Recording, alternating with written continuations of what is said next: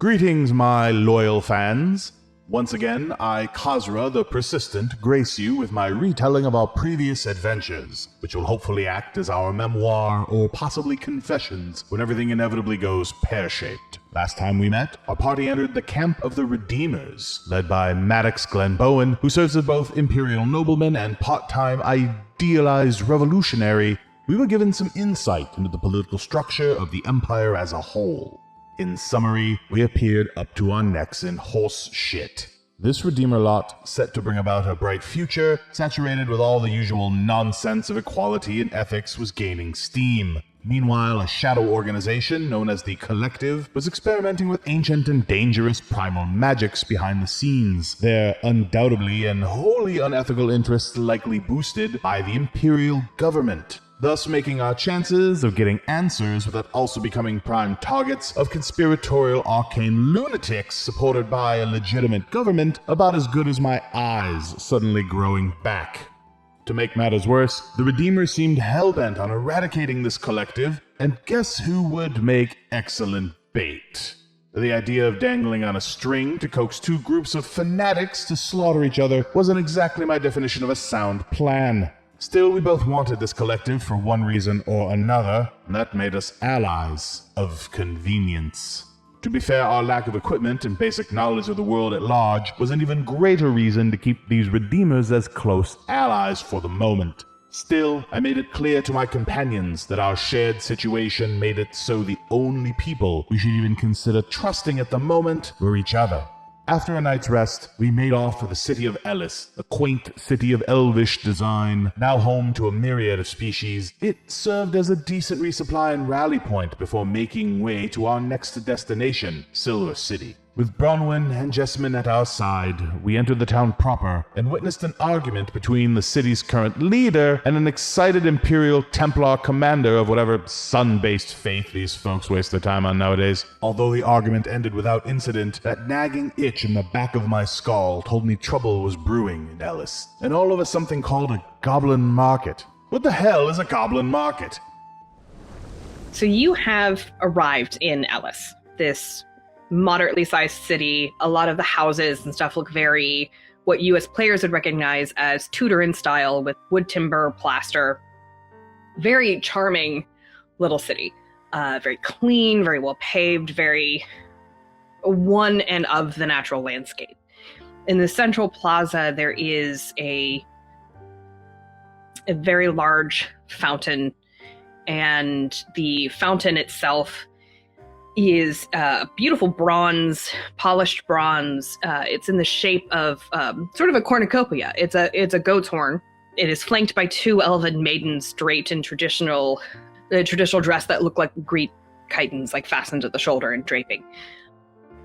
And they are pouring out water in the urns, which cycles through. It's just a really beautiful, charming little square. You can tell that this is actually, looking around, you'll see that this is actually the market district, this central plaza.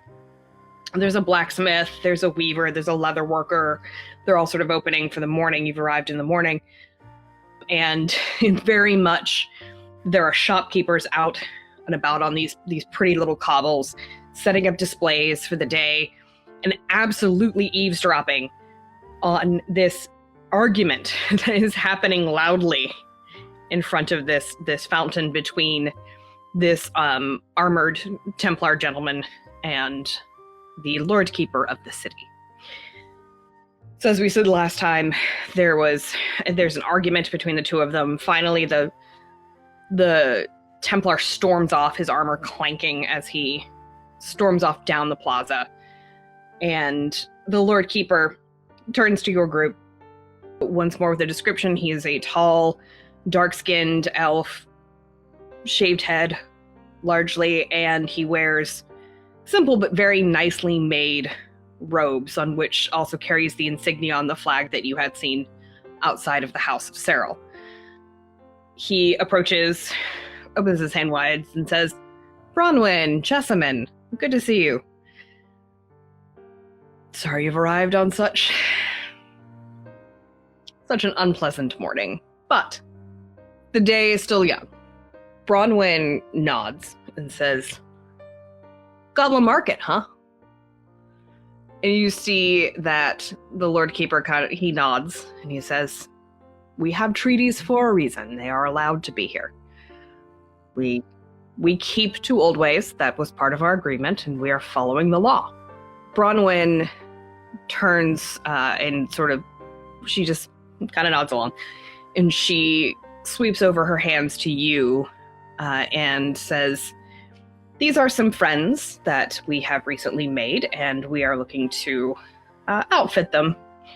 Their gear was lost, bandits." And you clock very quickly. She's bad at lying, but she goes, "Bandits." And she says, "So we're gonna do some shopping." Oh, I'm sorry. Everyone, this is Lord Keeper Rodri Serral. He is the head of this town and the head of House Serral, which oversees the Ellis Lowlands. And then you all may introduce yourselves. I give a slight nod, but don't introduce myself. But I do clock that she's lying to him, like trying to come up with a bandit stole their stuff. And I'm like, huh, okay. So it was a battle. Yeah, there was a battle, but just sort of clocking like, all right, so either she doesn't want to say publicly, or this guy's not really in the know, or there's something about that they're not, openly sharing. So, okay. I just start talking about, there was a fight on the road. We were ambushed. There were so many of them. I couldn't believe we got out of there. I'm so glad that they were with us because they really protected us. They did a great job. Give me a perception roll. Anyone, really. 15. Got a 13. Great. On that 13, you notice that Pertinax, you'll notice that Rodri Serral there's a glint of amusement to him as you go on, and he just kind of nods along. Kazzra, on that 15, you will note the way that Bronwyn sort of hand waved bandits. You also clocked that she had looked around and seen that you were in a public square. You caught a very quick flash of raised eyebrow from the Lord Keeper, but he nods and he goes along, and he seems, remarkably out of just an observation. He seems very chill about there are bandits in his lands or adjacent to his lands. Oh, and they totally robbed all these people blind, and they had to be put down. Right? He seems very sanguine about that. Yeah, Pertinax is talking and is very clearly performing here, basically. Like, kind of, we got attacked by bandits. There were so many of them. You wouldn't believe such a huge fight and just going on and, hamming it up a little bit. As you finish, there, yeah. Yeah. He says, "Well, my apologies that you met with such misfortune in these lands. We will certainly have to have it dealt with. May I invite you all to break your morning fast with me?" Be delighted to. Absolutely. Nothing I'd rather do. Oh, lead the way. Great. Bronwyn nods and says, "Yeah, I could use some good coffee." Meanwhile, you see that Jessamine has kind of drifted away from your group, and she's just like a kid in a candy shop, vibrating with excitement, bouncing to and from the opening merchants, and she says, "Yeah, go, I'll meet you later." All right. Goblin Market? Goblin Market! We don't need to buy any goblins. Also, I'm troubled by the sale of goblins. I hold up a hand when he says that, like, you know what? No. Not going to touch that one. I mean, is it not possible that they sell goblins? You see both the Lord Keeper and Bronwyn blink at you, and Bronwyn goes, "Oh, no, we don't sell people. Is that a thing where you're from?" It's not a thing where we're from, but it's a thing we've heard about where we're from. It may be a thing where we're from. It's... Okay, well, this isn't, there's no... Great. I'm really glad to hear that. Yeah. I'm genuinely really glad to hear The Lord Keeper he's just kind of, you get the vibe from him that he's just a general sort of not excitable person. He's got that air of, he's an older elven gentleman. He is, he's got that sort of staid grace, kind of. And he pats Bronwyn's shoulder and explains to you, we call it, the common term for it is a goblin market. However, the market is not actually run by goblins. It is run by the Fae. So it is the older term is a night market. The Fae run the market, and they contract with different goblin clans to guard the traveling markets. So it is a goblin market in the sense that goblins are generally the first people you will encounter on the way in. They provide the security. They escort whichever Fae lord is running the market. And that armored gentleman has a problem with this, I take it. And I gesture to the direction in which the figure stomped away.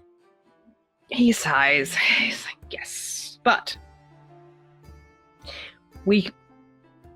let us address such matters in more pleasant surroundings over breakfast, which is always an increase to the pleasantness of any day. Shall we? Lead the way. Off we walk. The surrounding countryside has a very sloped Midwestern America feel to it, to the region. Like, there's a lot of flat land, but there's also some gentle sloping hills, some waves. And the city itself is built sort of on a bit of a hill where there's an upper district and a lower district. The lower district kind of hugs the river that passes through, and you see that there's a lot of fishing, a lot of port business. Downriver, there's also the tanneries kind of set away from the rest of the city where the smell of the tannery won't, pollute the surrounding area. But as you go through, you enter, the houses sort of open up to a central, not walled, but very low gated area that is circular, that has a very low kind of mossy cobble wall that has flowering vines along it. Bronwyn will explain to you that this is the Lord Keeper's estate. The Lord Keeper turns around and says, Ellis is a town that is very rooted in tradition. Lord Keeper is an unusual title. Is it Lord Keeper or Lord Keeper? Where are you keeping what is it? Is referring to the keep? And he sort of gestures at the castle. It's an odd title. Goblin Market, Keeping of Lord. You are quite the literal creature, aren't you, Will? I mean, this is all unfamiliar, and it's reasonable to infer that if the market is run by Fae in a largely human city, what do the goblins do? His answer is security. You seem to be taking a lot on faith. A fair question. The Lord Keeper laughs and he says, well, first of all, you all can refer to me as Rodri. You are friends of Bronwyn and thus friends to House Cyril. Secondly, while we have a good human population here, I would say we have about an equal population of elves, halflings. Yeah, multiple. Multiple folks call this place home. Long ago. But not an abundance of goblins. He says, sort of looking around. Yeah, he nods and he says, no, that is true. Goblins, in general, prefer not to live a settled life. I'm sure there are some places where they might do that, but there are no permanent goblin settlements in the Ellis Lowlands. They are not particularly given to farming, is my understanding. But to herding and perfecting martial arts, you will find many more goblins amongst the freemen than you will find in the Empire. Generally, folk who consider themselves nomads are often... It's less that they don't like to settle and more that they're more protective of their places that they call home. That is an interesting observation. It is a little of both in the case of most of the goblin clans that I have had contact with. Most of them call their central homelands, they call the plains their central homelands. And they prefer a way of life that is more tied to herding. They're very herdsmen, like the other clans that call the plains home. They refuse to give land over to the sort of agriculture we do here, and prefer a different sort of life, which their land is more suited to than our land. It is all geographic. All the more reason for them to keep their preferred locales secret. Personally, I agree with you. I don't know that the whole of the Empire sees it that way, but such are people and such is life. He says, the Lord Keeper is, it is itself also an old title. Keepers are keepers in my culture. It's a translation of an old elven term for a ruler of an area, in that we do not rule over those. We keep an area safe, we keep it prosperous, we keep it vibrant. It is the idea of a protection and a duty rather than a privilege, if that makes sense. How far back in your history does that term go? Because where I come from, we also have the title keeper, though it tends to mean more that your duty is to history itself, to witness, to remember. He folds his arms and he says, let us continue our discussion as we walk inside. And he leads you into the house. And I will answer your question in a moment, but I want to kind of give you a sense of the space that you're in. As you walk closer past the wooden columns, the exterior walls are covered, you see, in beautiful botanical mosaics. The floors as you walk in are reddish clay tiles. You will feel that the floors are actually heated. So it's these red clay tiles, and throughout the red clay tiles, there are these waving, curving natural lines of small golden tile, this mosaic that will sort of remind one of water rivulets sort of running down tree bark or running down a window. You pass by, on the inner wall in the circular hall as you walk, you will pass by a few openings that lead out into a central courtyard that has all of these sort of terraced and raised beds of vegetables and budding trees and various things. He leads you to a chamber that is a sort of rounded chamber that opens out onto this courtyard, but has a table set for breakfast. You see that he speaks for a moment with a well-dressed but simply dressed woman in the corner who is waiting with hands folded, and asks her kindly for additional breakfast items and additional coffee cups and things like that. She nods and she says, yes, of course, and wanders on her way to go back, presumably to the kitchens. There's enough seating around the table, and he motions you to seats, and he says, that's an interesting point that you raise, my friend. In our language, keepers did both. Keepers were elders. Is a sense of guidance. It is a sense of, we keep the laws, we keep the lore and the stories, and it was, there was very seldom only one keeper. It was usually a group. And then there was the oldest among them would be the sort of higher keeper, which is where the translation comes into Lord Keeper in the modern tongue. But it is somewhat similar. I have not heard of cultures using such in a very long time. I do believe some of the areas in the Kingdoms of the Sky. Do you hail from the Kingdom of the Sky? I'm not sure that it would have been called that. The details of my history are complicated. Bronwyn leans forward at this point She looks at Rodri, and he clocks her look, and he says, "Wait a moment," and keeps you inside of.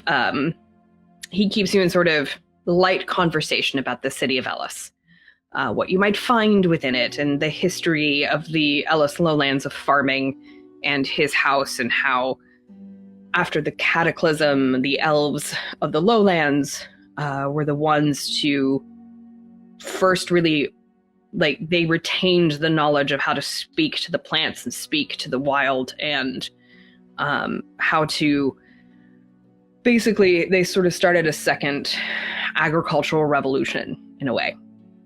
And the Ellis lowlands has thus become sort of the breadbasket of the Empire. And it's like, of course, it was not always part of the Empire, but we are now, and have been for some time, over a century. We are good citizens of the Empire, and we provide. Can I make an insight check on that? I would say I would like to insight check this individual. Like, just, holding up, we need to go in here. Let us talk over here. Let us not speak of this in public. I'm sort of looking around, like, expecting a pair of eyes to be like staring at me from a dark corner, or little crows listening into this conversation. He's being extremely diplomatic. Can I get a read on him? Yeah, please do. I have expertise in this. 10. 19.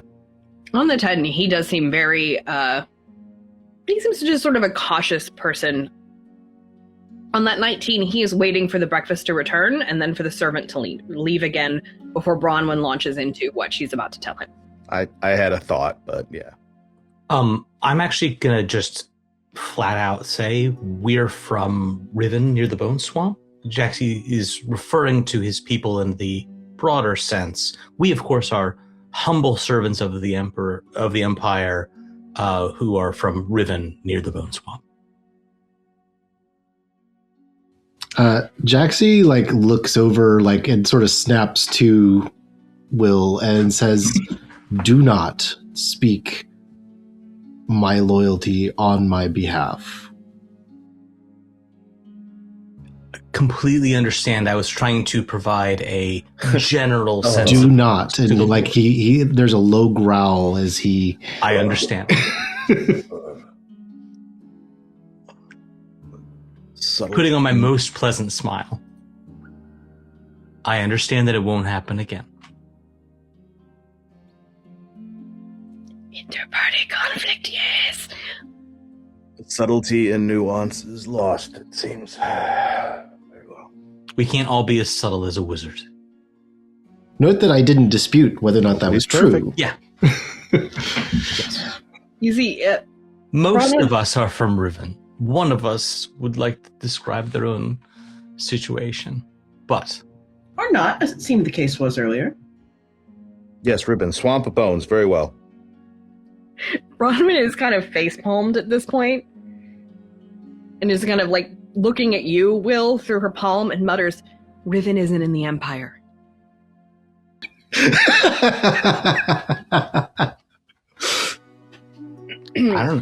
At that point, the servant comes in and brings in, a couple servants bring in big trays of pastries, very lots of pistachio, rosewater scented, a lot of early spring vegetables. There's this puffy pastry with baked leek on it, and just lots of delightful breakfast foods, platters of bacon. Various things. They bring in both an urn of coffee and a silver teapot that contains a very fragrant black tea by the scent of it. They set everything down, they set everything up, and they depart and close the door behind them. My, what a lovely spread.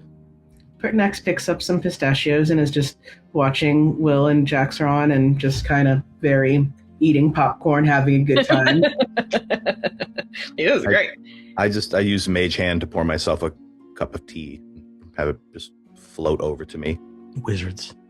You see, Rodri is completely unfazed by any use of magic. He, in fact, kind of he looks at as the door closes.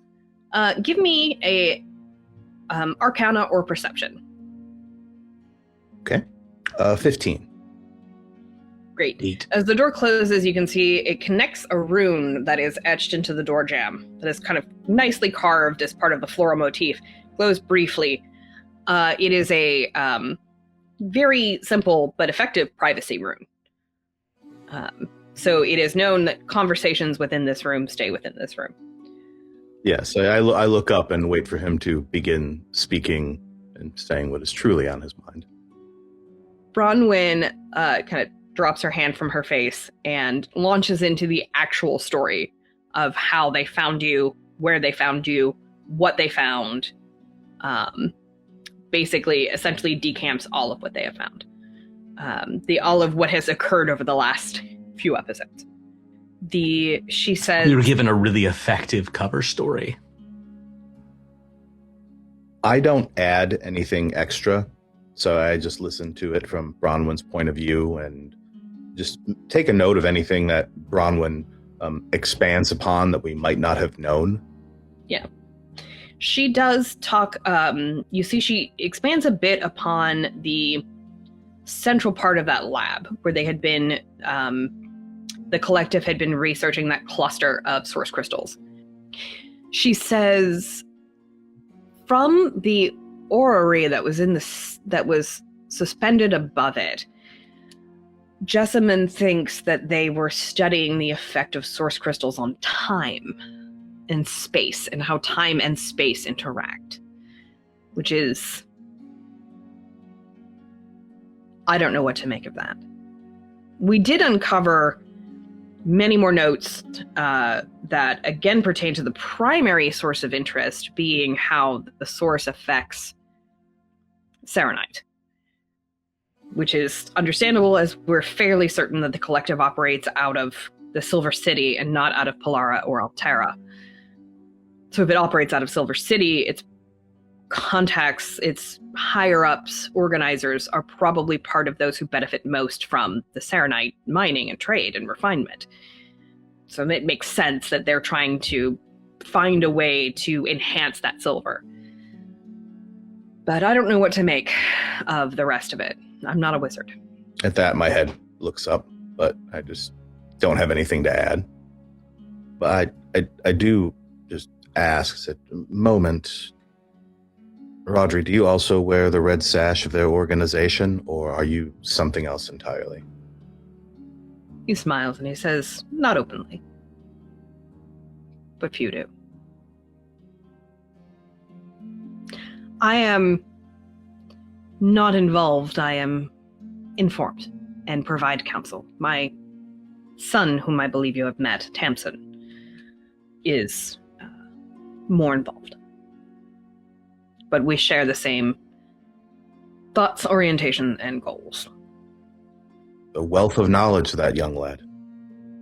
Does he have any sort of like religious paraphernalia? Is he also a Order of the Moon guy? He's not wearing anything other than the sigil of House Errol. Okay. Just curious. Yeah, we already know that he doesn't have like an obvious badge of office or anything that we can see. No, he's a sash. Sash, yeah. He's Lord, the mayor's. He's the mayor's sash, yeah. Yeah. The mayor's sash. Yeah, the mayor's sash. Hat. It's a giant clock he wears around his neck or something, right? Yeah. How are you supposed to know you're important if you don't have important clothing? Come on. How do you know you're important if you're not important? Key to the city. He's getting yelled at by people who look important. That's how we know. Yeah. Jax, what was that? Key to the city, like impractically large key. Like you have to hold it with both hands. That could be a useful weapon, like a key. Keyblade, yeah. Like a keyblade? Wow. Yeah. Write that down. Novel idea. Disney, you can have that one for free. You're welcome. I am still scarred by those games, so he sets his teacup down and he says, he kind of rubs his chin and looks at you four and says, this is most curious.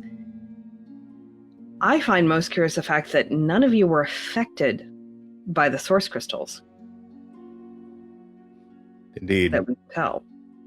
In fact, if I recall, some of us actually felt slightly rejuvenated within the presence of them. May I ask, he leans forward and he looks specifically at Kazzra. And he says, may I inquire, if it is not rude, may I inquire about your mask? The runes upon it. The script is very ancient. Was there a question in there? Do you know what it says? I reach up and I just put my hand along the runes. And I just nod. Yes, I do. And I know how to recreate them. I know that I wrote them myself. But I don't know when or where. And I feel as though little fragments of it, and the forging and the making of it, and the knowledge to do so again. It's there. It's in the back of my mind, but other than an instinct to do it, I cannot tell you where I picked up this knowledge. But I feel like I should know. There are legends. You can see the sort of... Go ahead and give me an insight check. Ooh, I like these. 13. On a 13, I think it's fairly obvious that he looks a little shaken. And your answer's not quite what he expected. And he says, he kind of looks down and thinks for a moment and seems kind of... Have you seen one before? No. I had thought perhaps that you had found it. There are always adventure seekers running through the old deserts, but there are very, very old legends of a time before the cataclysm, when in the high desert that is now far beneath the sea, there was an order of wizards that defied death itself. They were called the High Wizards of the Desert Winds. Kazzra, you immediately recognize that title. The High Wizards of the Desert Winds. My eyes noticeably flash. They glow at that statement. If I recognize it, I would have no reason to hide that, so they just gonna go back down. He kind of sits back.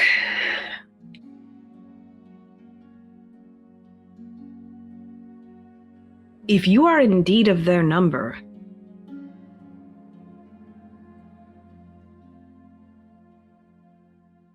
I do not know how or when you came to be where you are. You would be immortal. They were immortal, but they all long lived, at least. They could be killed.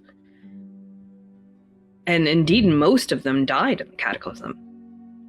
The wars that followed wiped their order out. Bronwyn kind of leans forward and says, how ancient? How? You said before the cataclysm. And he says, the cataclysm was 5,000 years ago.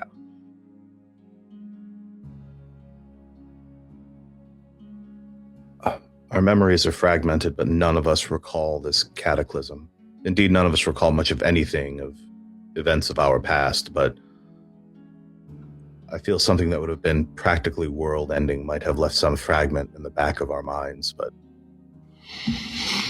Well, you did mention that the experiments were being done on the manipulation of space and time.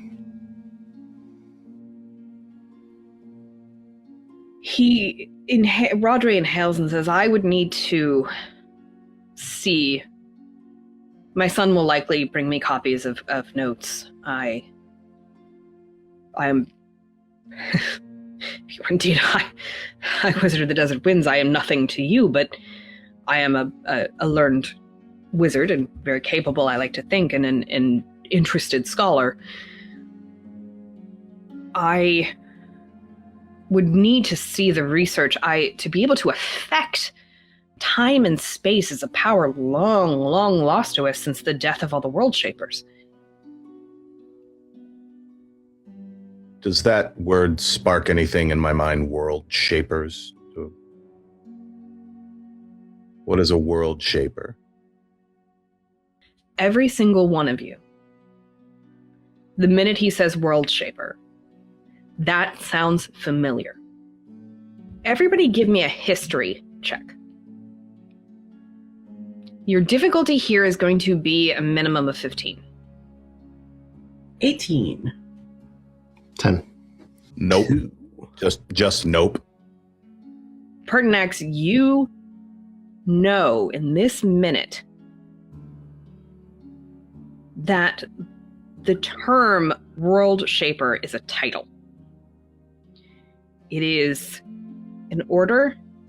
It is something one is inducted into, and it is tied with your memory of the water. That ritual of going into the water, of becoming one with something else, with a deeper energy. In that moment, you know that whatever happened there made you a world shaper. Okay, so when he says that and that happens, just kind of blurt out, yeah, I know what that is. And then kind of. You see, Rodri stares at you. Bronwyn at this point she has no idea what to make of any of this. This has started to go over her head. And she's just like, I don't know what to do. He looks at you, Pertinax, and really kind of looks at you for the first time, like deeply. He had clocked that there was a lot interesting about you, and says, what does that term mean to you? I think I am one.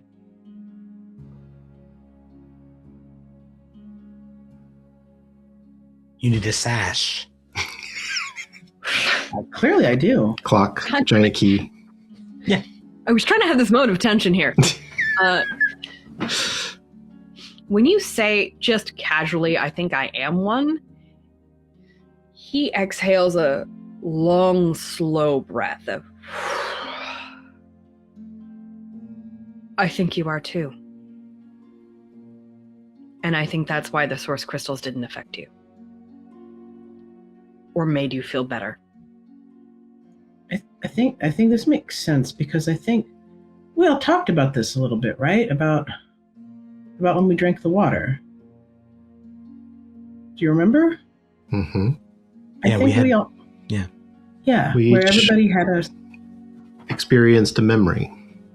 Some kind of... For me, at least, I wouldn't necessarily call it a ritual, but it is something that many of my people underwent, and it created a connection. The memories all linked, similar concepts. The water drawing it all together. Yes. I think that has to do with this. Yeah. It was bullshit. It was child abuse.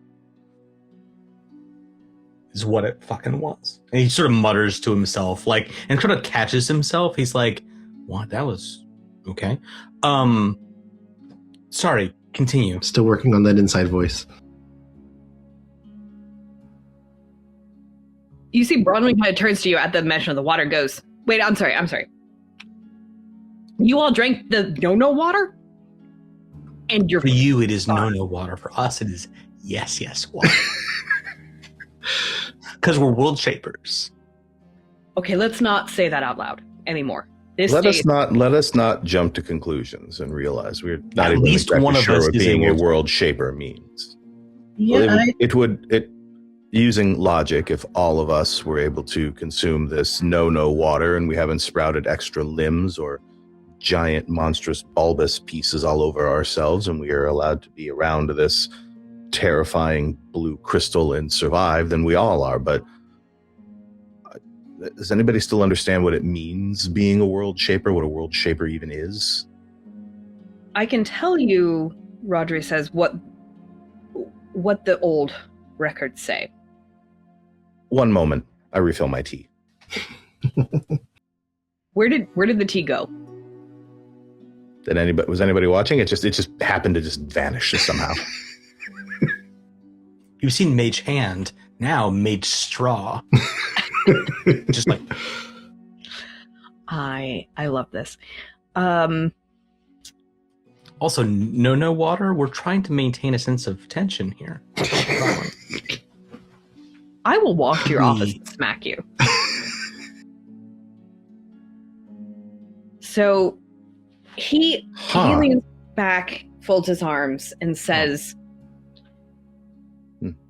this land is called Ellis, which is essentially abbreviated for people of the El. And long ago, this land was called Aranelf, or the land of many rivers. So we are the people of the rivers, and it's an old term for elves. The cataclysm destroyed our land, but some of the old records have been kept. Those that were written in stone. And thus not susceptible to the fires that followed. The world shapers what we know of them is that they were individuals that were deeply tied to the primal force beyond divinity. Beyond what we defined as divinity.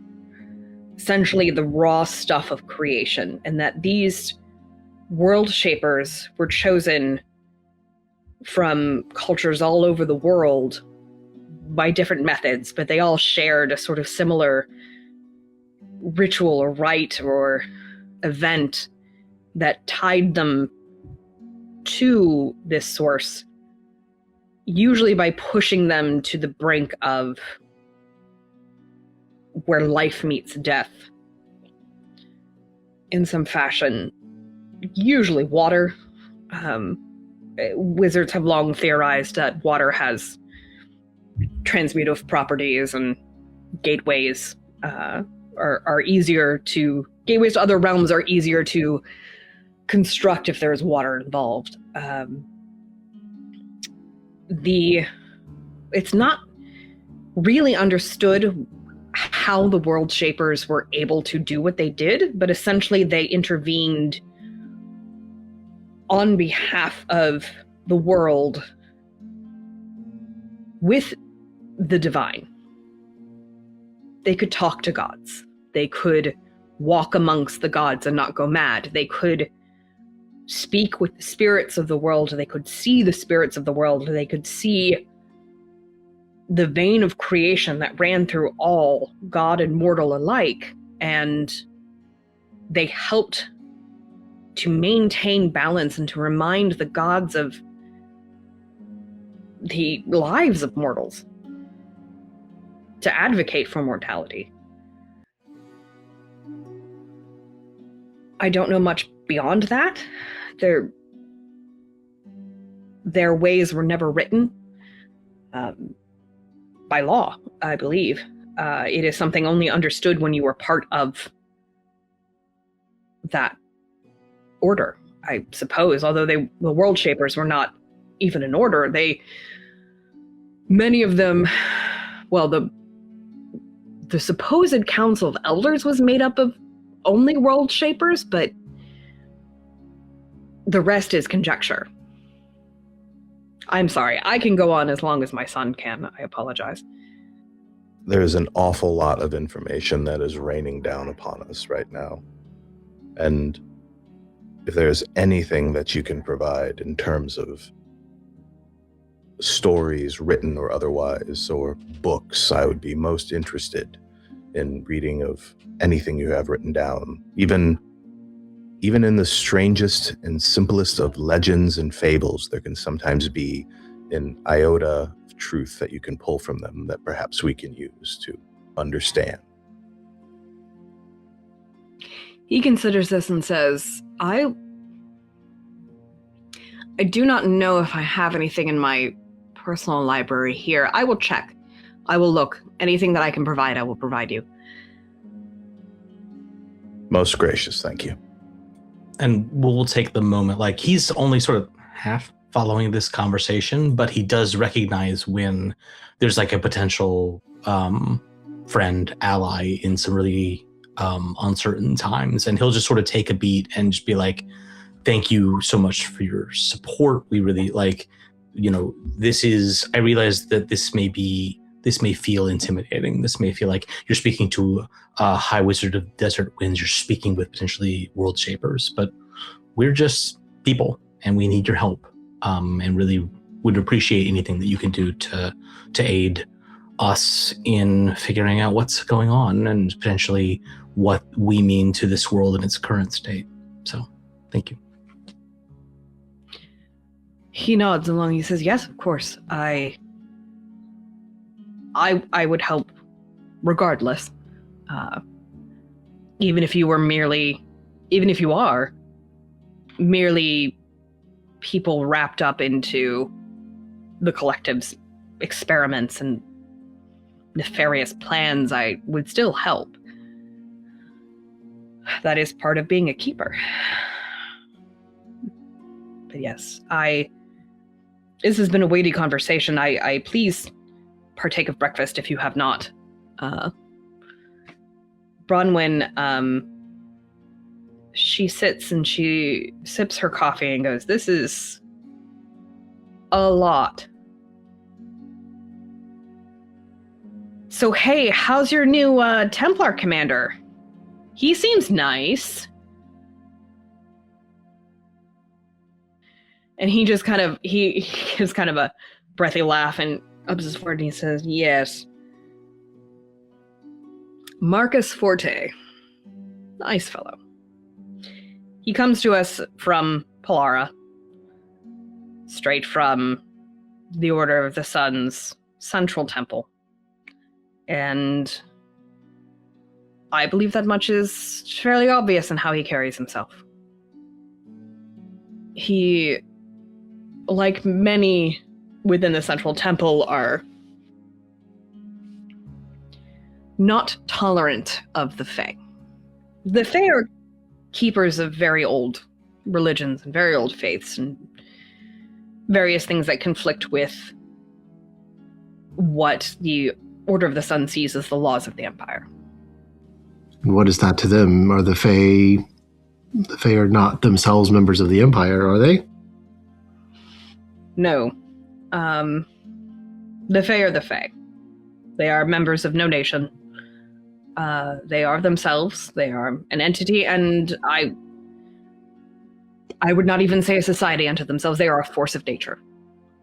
They are what they are, and there are very old treaties that allow for passage, and we are part of that treaty organization and will remain so. That was our negotiation in becoming, ceasing our battles and becoming part of the Empire.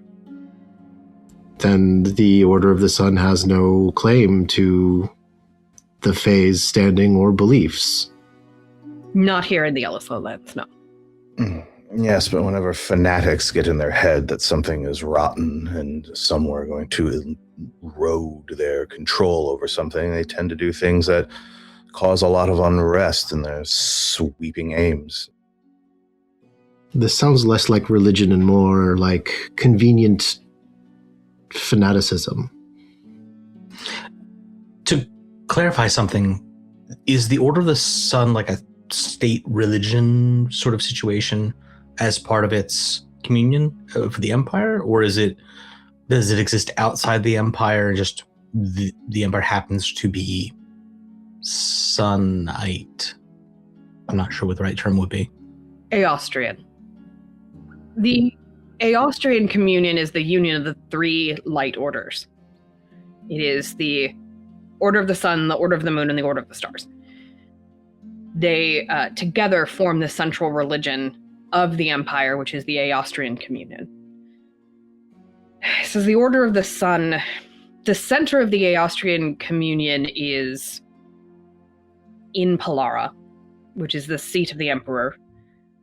And the founding of the Austrian Communion leads back to the founding of the Shining Empire itself. They are synonymous. So, okay. The Templars are its military arm? The Order of the Sun is the legal arm. Hmm. Huh. Indeed. All right. Thank you. I just wasn't... This is all very new to us. Yes, yes. I'm just trying to find out how all of this leads to the collective. I'm trying to figure out who we need to go punch. I'm a little bit focused on exactly what Will is focused on, yes. Bronwyn kind of nods, lifts her coffee mug, and she's like, I really want to punch people, so I'm with you, friend. Rodri kind of stands up for a moment and goes to a sideboard, rummages through it a little bit and pulls out, he looks back to you.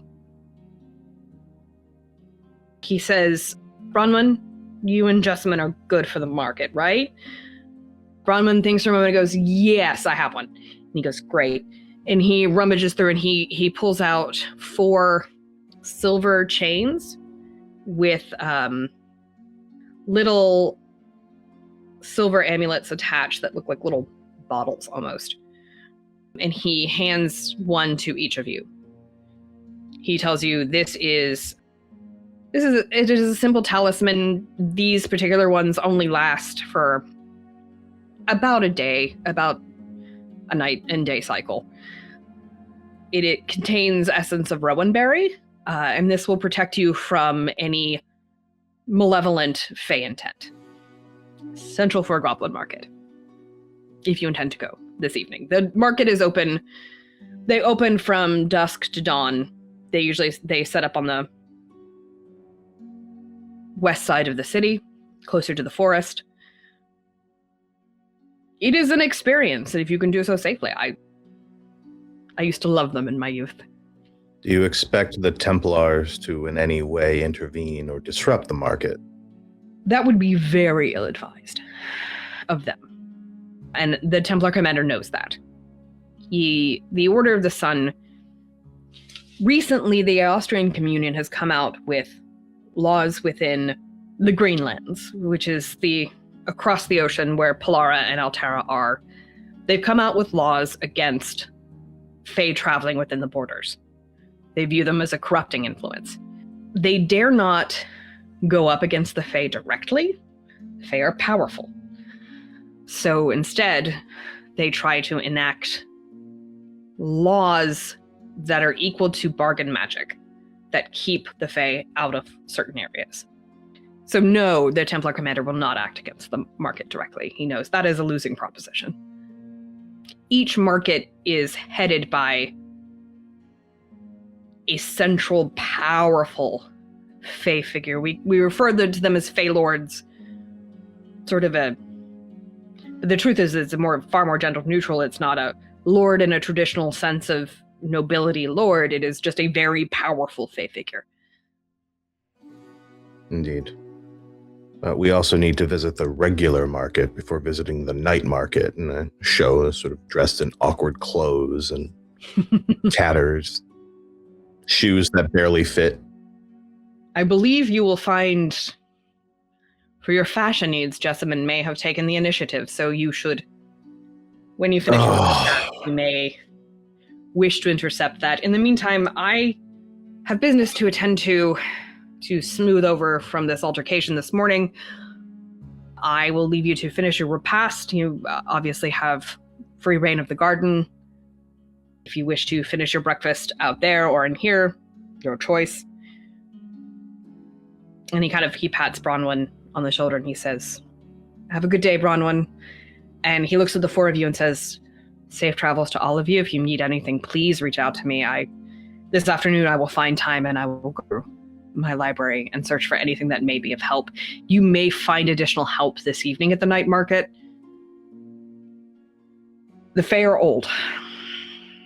Older, more ancient than nearly anything still living on this earth, save perhaps yourselves. If our wild theories are correct. I believe you. I turn to my party. Sorry, I believe I lost my faculties there. Did he say that prismatic flibbertigibbet is trying to clothe us and is in charge of our fashion needs? Did I hear that right?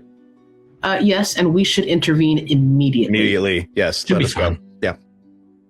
Bronwyn laughs and goes, Pertinax, Hey, you want to yeah, go? I want to go. there's no stopping Jessamine, but you don't have to wear anything she gets. I have the actual money for outclothing you.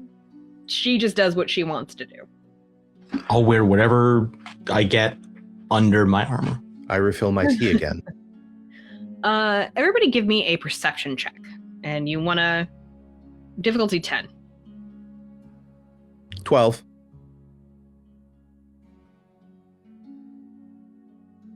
8, I noticed nothing. 9. 6. Well then. Kazzra, you notice there's a very slight rustle in the garden past the opening. I stand up and investigate. The garden itself has gravel paths through fruiting trees and lots of plants and in spring bloom, and you'll see there are many small, I'll let that perception check stand. You see many small critters essentially chomping here and there, and they don't seem to be admonished by anything. They seem very calm and very free. They don't run from you. And the winding path where you saw the rustling, you see there is a rock cairn full of mossy, like round, mossy granite rocks. And the rustling was one had fallen off and is being replaced by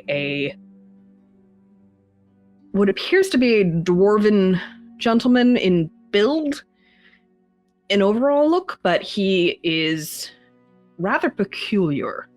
He appears as moss covered in granite as the rocks that he now contemplates. And his hair is wild and unkept.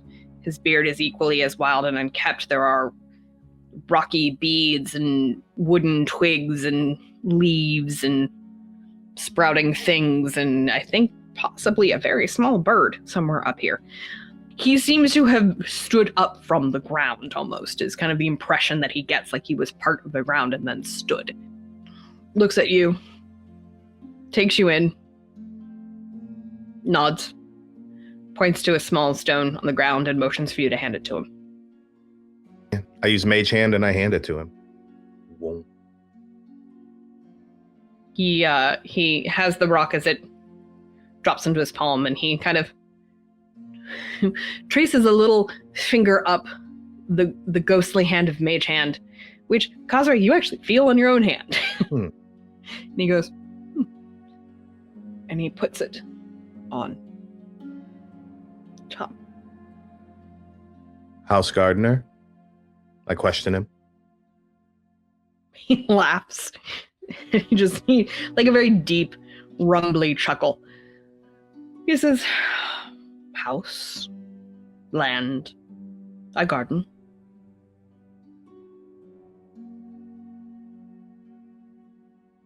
Kazzra.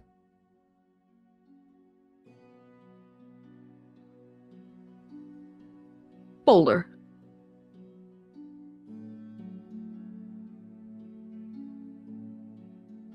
Rocks. Tree. I let out a very soft laugh behind my mask that echoes, and I nod at this it's been a very hard day with a lot of very deep things to consider, including my own place in a world I don't know. And this is a breath of fresh air, this small little dwarf-like thing that I do not know what it is. And yet speaking and pointing things. May I? And I indicate I would like to enter the garden and step in. Nature's for all. I walk the path and take in a bit of air in a peaceful surrounding and just enjoy a moment of calm before jumping out again into the cabin. Does anybody else enter the garden?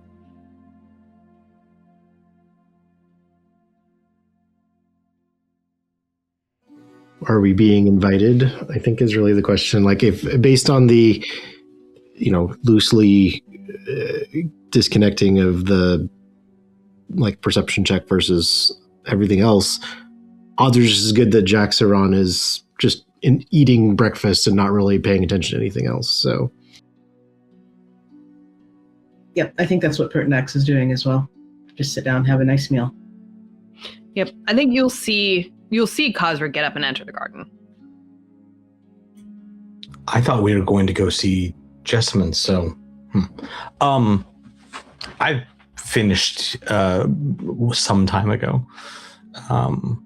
And yeah, you're very efficient getting through his food, and you don't know how long to have to eat. It's an old habit, maybe.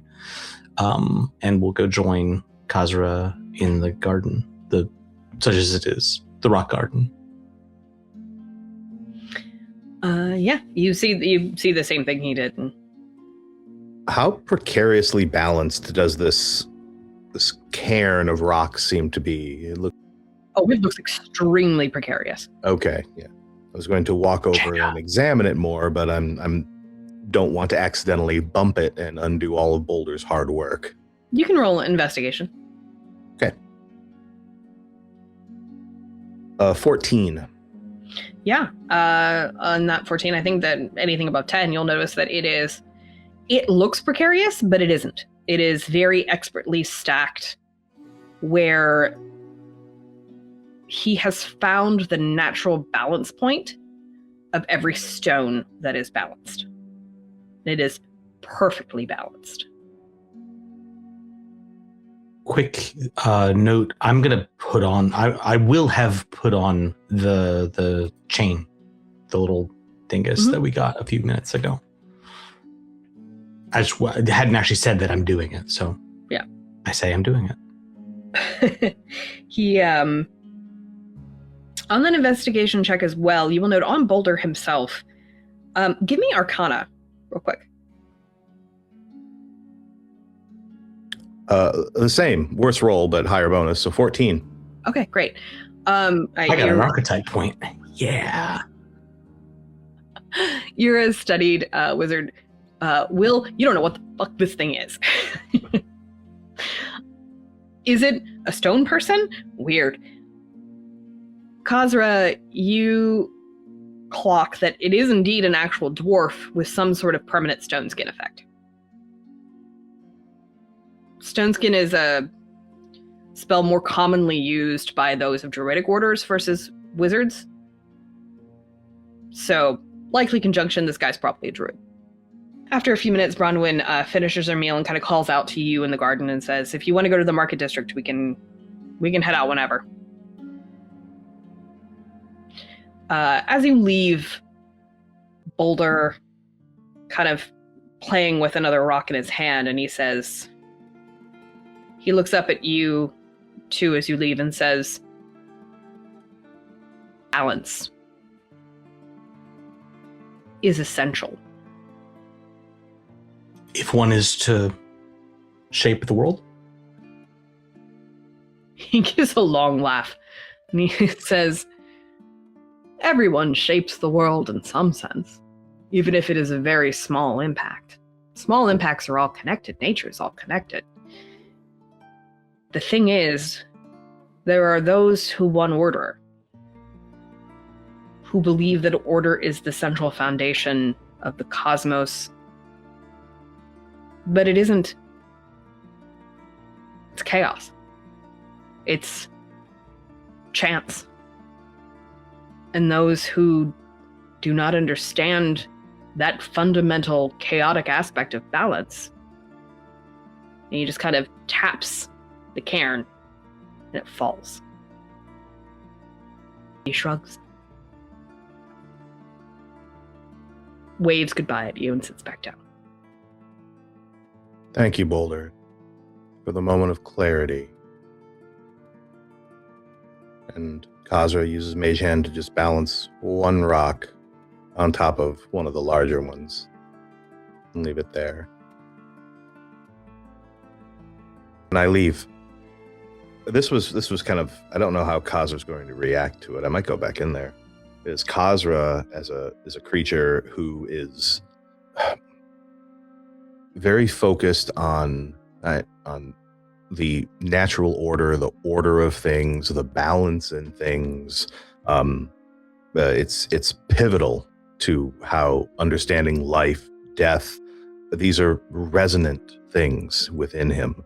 So when he looks and he sees this very simple stone druid dwarf, this geology druid, so to speak, back there, rebuilding this cairn over and over again, using it, kind of don't want to leave, but I know that we have things to do. So I'm going to put a pin in this to come back and maybe pick the brain of Boulder a bit more.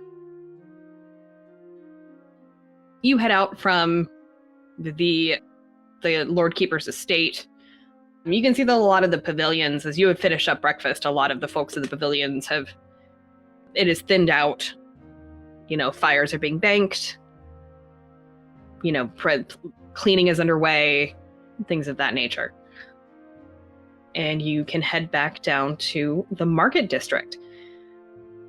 Bronwyn kind of stretches herself on the way, and she's like, "Oh, I'm so glad we caught Rodri, because nobody cooks like how Cyril cooks, man.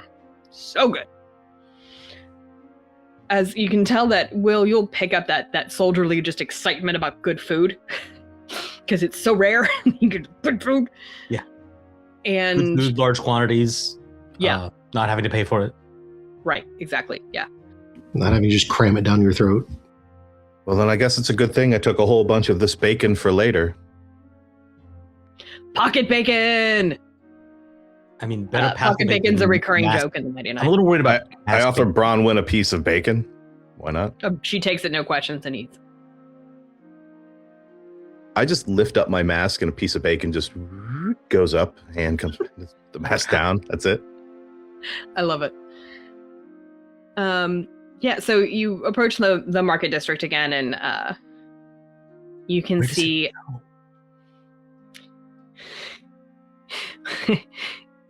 it doesn't. I'm not going to make you roll for perception because it's fairly obvious. Outside the wool merchants, they have a lot of displays of colorful products and things like that, and standing in the middle of it, wrapped in 6 different links of colorful fabric, is Jessamine, who waves. Should be fine. Bronwyn laughs and says, "Stumble over towards Jessamine. Humor her at your discretion, or don't. I don't care. Feel free, have a look around, have the shopkeep set aside anything you pick out within reason, and come get me. I'll be by and pay. I'm going to be..." She looks over her shoulder, thumbs over her shoulder at what is very obviously a blacksmith's. The anvil and the forge and anvil are open to the air, whereas the shop part kind of extends back, but the forge is obviously very hot, and so the blacksmith is a big older orcish gentleman who is just doing his work. Dang, dang, dang. So. Well, Pertinax, shall we go let Jessamine down a little bit of tact and see just what horrors have been conjured for us? Yeah, that seems reasonable. Yeah.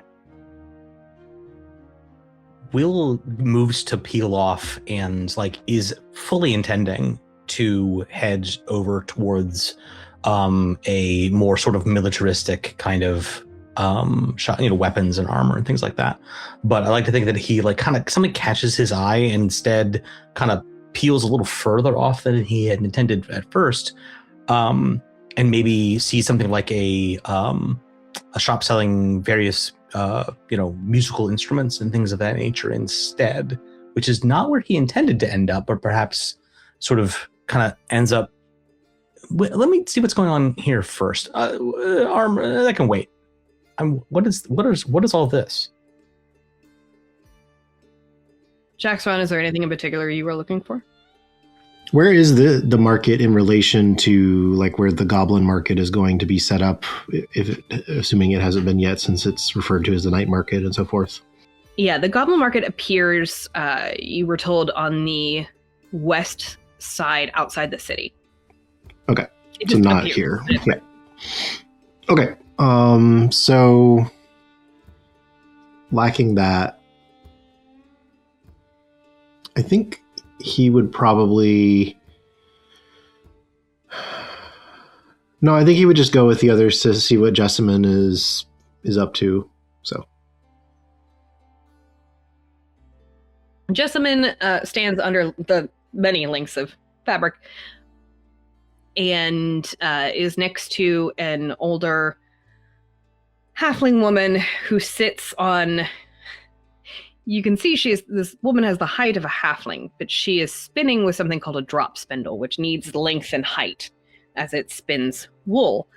And so she is seated upon this specialty chair that has these steps up around it. And it's you can clock that it is probably specifically made for halflings or gnomes to sit and spin. As you look around the wool merchant area, you'll see that it's almost entirely halflings. There's the odd gnome here or there, occasional human, but it is almost entirely halflings that populate the wool merchant and the weavers section. The halfling with the spiral staircase chair seems to be one of the, like, in charge, or like perhaps like the head, like the head weaver, so to speak. Mm-hmm. Yep. She's haggling with Jessamine over the price of the links of fabric she has draped over her. Remember, let her down softly. She's a powerful magic user and currently an ally, Pertinax. I am nothing but tactful, I promise you. And I'm hoping that you will be, for I am not, so... She looks up as you approach and brightens and goes, "Oh, awesome, great. So I was thinking, Kazzra, you've got this whole Bronze Age thing going. So I thought," and she holds up this length of wool that is actually quite a nice quality wool. And underneath it, there's some linen of a similar color that is very dusty, sand and brown, and with some kind of mahogany run through it. Simple but very clean fabric. And she goes, "This," she holds up, she sets a pile down and then holds up this and holds it up, and you can see that it's just a simple linen long tunic, but it's a thicker linen, and it folds over like several times to provide layering. Belted with a nice belt, with looser trousers of a darker wool, and there's a kind of medium brown cloak that clasps over it. And she says, "These cloaks," and she points to a couple other on the ground, "are enchanted to keep off rain," which is really cool. And like this, I felt like would fit your whole vibe a lot. And then she points to Pertinax and then reaches under the bundle and then holds up these links of fabric that are similar in style, but are all in this very deep blue and black. And the cloak is actually a very dark violet color, with some red embroidery around the hood. And then Jaxiron she points to, and she's like, you, I couldn't decide, but you've got these cool scales. And so I thought, what if we gave you some fur trim? And it's, again, kind of similar clothing, like basic tunics and trousers and things of that nature. And a cloak, and the cloak has a fur trim, and the colors of it are these very earthy tones, like a very kind of like an olive green, a good brown, and then the fur that surrounds it is some kind of grayish long fur. She goes, hey, yeah, and then like him over there. She points across the plaza where Will's looking. She holds up, again, stuff that's in just like basic earth tones. She's like, I don't know. I can't really get a vibe off him other than armor. So I figured I'd just get some simple stuff that would like go under armor. But they do have some like, okay, and here's where the DM doesn't actually know whether it's Gambison or Gambison. Gambison. Gambison, thank you. Again, I've read the word. Never heard it pronounced. They do have some gambesons in there that are, like, there's like a navy blue that I thought would look really pretty, but again, he'll just put it under armor, but it'll peek through the armor. So I think like that would be nice. It's really good. It's really thick and like soldierly to like fit under armor. Kazzra turns to Pertinax. What's a gambison? It's like it's padding for under your armor, but it's kind of a whole big. Then why do they not just call it armor padding? It's faster to say the other one. I don't know. Possibly. You still need me to let her down gently? I think this is... No. I have never been more pleased to have been so wrong. I love it. Yeah. Yes, this is perfect. You have done a fantastic job. This is lovely. She kind of folds her arms and goes, okay, so I tried to put Bronwyn in a mint green dress one time. And I have never heard the end of it. I'm good at fashion. Good. Evidently you are. Mildred, I'll take the lot. Mildred names a price, and it's like 5 gold. She goes, the Gambison armor padding also, please.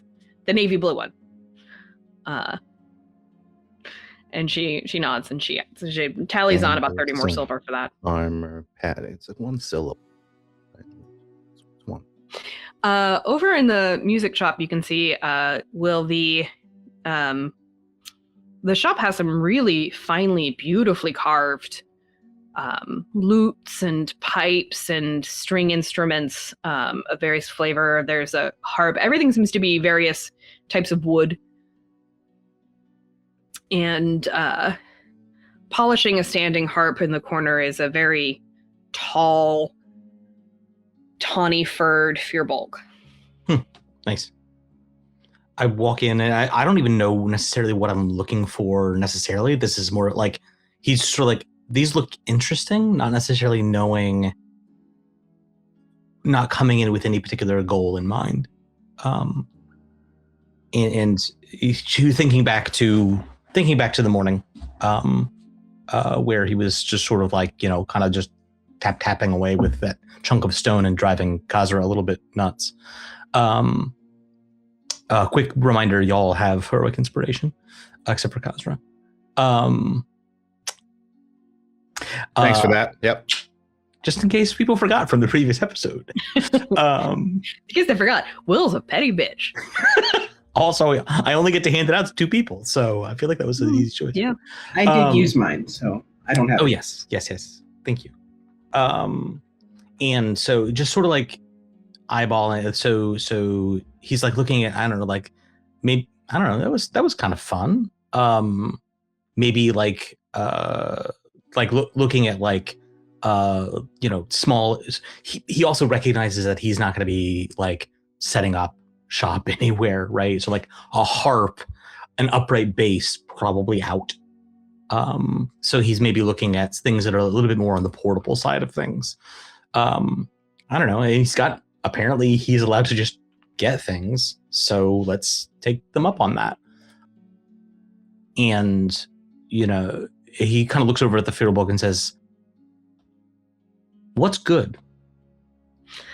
The Firbolg, you know, pauses in his polishing. He looks over at you and he studies you for a moment, and you get the feeling that he is assessing your very being in a way. No, he's not assessing your pockets. He's looking at you and he nods and his little goat ears kind of twitch a little bit. And he says, yeah, I see. You haven't made a lot of your own choices, huh? Wait, I've got it. And he looks over in the corner and sees like just sort of like some instruments that were maybe not the most popular. And is like, no one seems to be interested in these. Why is that? And he picks up a leather sack, essentially, with a bunch of rods sticking out the side. What's wrong with these? No one seems to like these. And he just, the Firbolg grins and goes, I just polished those pipes the other day. You know, it's the playing of the bagpipes is kind of, if it's fallen out of fashion. It's a lost art. It's more common up in the Lochlands, but not really in the Empire so much. I think it's maybe, some people find it abrasive. I don't, but I don't find much music abrasive. And he pulls out another instrument that looks like, it's like almost like we may recognize it as like an accordion with extra steps. It's essentially a crank operated accordion. And he's sort of exploring that. And then, I don't know. He says, oh, that's a fine gnomish make. You know what? I think the bagpipes suit you. Interesting. There's legends that it used to be that it came from war. That soldiers in the Lochlands would march into battle and play these discordant notes and frighten their enemies, but then would also play them in celebration of the seasons turning or bonfires and dancing. And it's an instrument that can do anything and fit what anyone wants to become. Except maybe quiet. They're not very quiet. Well, and he kind of like, he sets it down a little, the air goes out. So my understanding is that if I ask you to set my colleague, and I kind of wave over at Bronwyn, and I'm assuming she waves back, if we could set this aside. Also, yeah. You're with Lady Lady Glimbowen. Yeah, no, I'll put it on her account. Yeah. And then also, while I'm don't tell her I called her Lady Captain Glimbowen. She hates being called Lady. Your secret is safe with me. Great, thank you. And I'll also kind of walk over and eyeball something that's like in the more like, these are normal instruments for normal people, and pick out a violin, essentially, that looks like a nice, well-crafted, people might actually be interested in hearing this kind of instrument as well. Something for when maybe a little bit more subtlety is called for. Yeah, good pick. These are, I'm telling you, human craftsmen know their strings. Except for harps. Elves make the best harps. Well, they've got those long tendons, so yeah.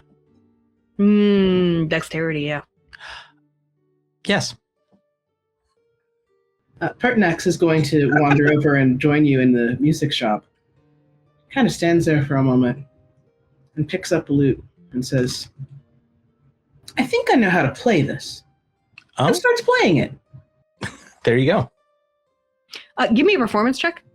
Yeah. That's 23. Great. It's like, wow. And just the Firbolg just starts. Vibing.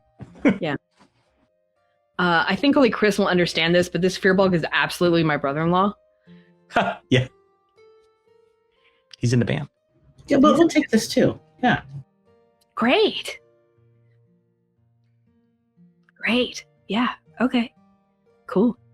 Yeah. And he just sort of doesn't really fully, like, he just kind of did it and on an impulse and like, oh, okay, this is kind of, I don't know why I did that. Anyway, I guess I should probably focus on more practical things like stabbing people and not getting stabbed.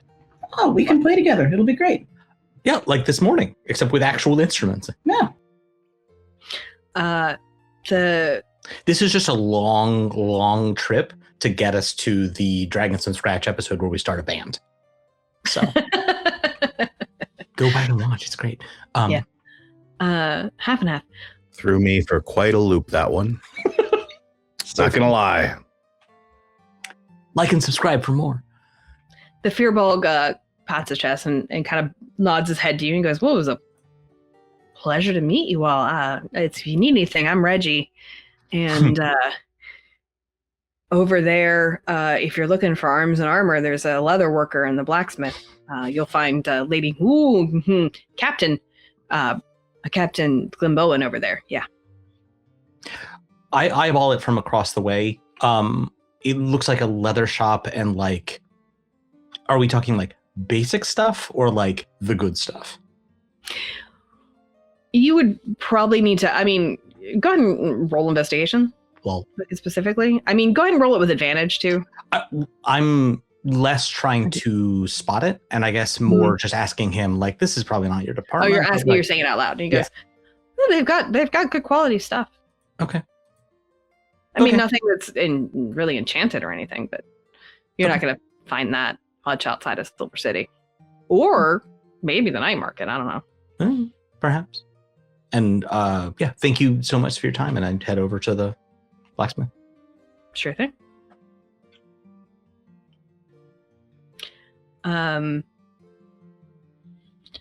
The Bronwyn is leaning against one of the pillars, holding up the overhang where the blacksmith is hammering away, and she's it's like, Padrick,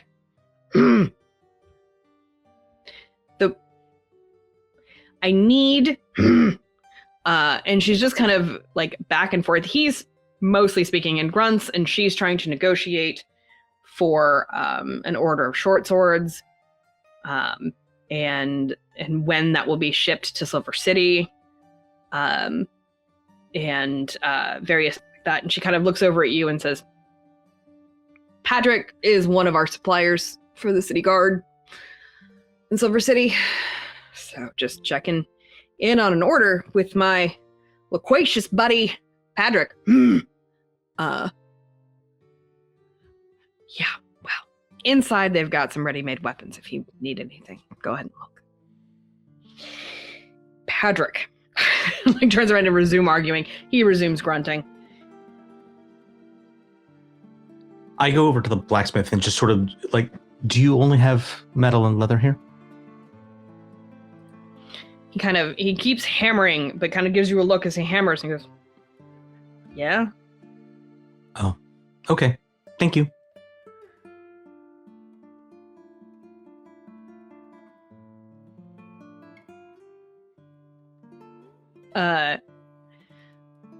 Bronwyn says, go ahead and pick out, like if you want like a breastplate or something, or gauntlets, something that fits you a little better there inside if you like. You also probably need, I don't know what your favorite weapon is. Sword. He's got swords, halberds, various other stuff. Glaives, disarm glaives, lucerne hammers, glaive, disarm glades, spears. Glaive. Every time. Spears, glaives, what have you. So in game terms, you can pick out whatever kind of basic level weapons you need, and armor. We get our starting equipment. You get your starting equipment, yeah. Chainmail. I will wander over as well. And Yeah, he's have got a everything couple up of daggers to- and stuff. Yeah. Yeah, he's not got like full plate, but you can probably get up to like half plate. Half plate. Do I see a place to Actually- acquire like a quarterstaff and just general adventuring gear, a general store, or something of the like? Yeah, there's a lot of that actually in the Leatherworkers Guild, Okay. because it's the Leatherworkers display, because they're displaying not just like armor but other leather goods like boots and bracers and the lots of bags Okay. and satchels and things like that, and some walking sticks with like leather handles that are meant, that very obviously where the leather is, in case the thing is meant for walking and not necessarily for quarterstaff fighting. But nobody likes a single-use tool. So Yeah, I acquire the things that would have been in my backpack previously. So we get paper, parchment, restock on things like ink, quills. I currently have a spell book because I acquired one by taking it from the lab that we were in. But then other items, fire starters, flint, steel, all of that stuff. I don't sleep, so there's no need for things like bedrolls or rations or food, and I have dark vision, so there's no need for a lantern. But having a little bit of lamp oil on me would be nice. So yeah, just acquire a bevy of things that I would want to have on me. But I'm also keeping an eye out because I would like to know, is there a shop here is this the type of world where I can walk into a place and there would be somebody selling wands? Or is that or maybe a dagger with magical properties? Or is this not a world of such high magic? You had, I would say you probably inquired that before you guys left for Ellis. Okay. And the impression that you got was that Ellis, being a moderately sized city, is not really home to any big enchanter shops. You are more likely to find something like that in Silver City. Where you'll probably find a couple competing ones. The town does have an alchemist, and you can actually see that across the plaza. There is an alchemist. Ooh, okay then. And you can find some basic spell components, mostly at the alchemist, as well as various shops will carry good quality ink and paper that are good enough for scribing. It is important that I grab calligrapher's supplies, tinker's tools, and alchemist tools. So those are tools that I'm... Yeah, tinker's tools you can find at the blacksmith. Okay. Scriber's tools you can actually find at the leather workers shop has like leather bound journals. Or not journals, but like leather bound books of various size, from a travel journal to a larger book.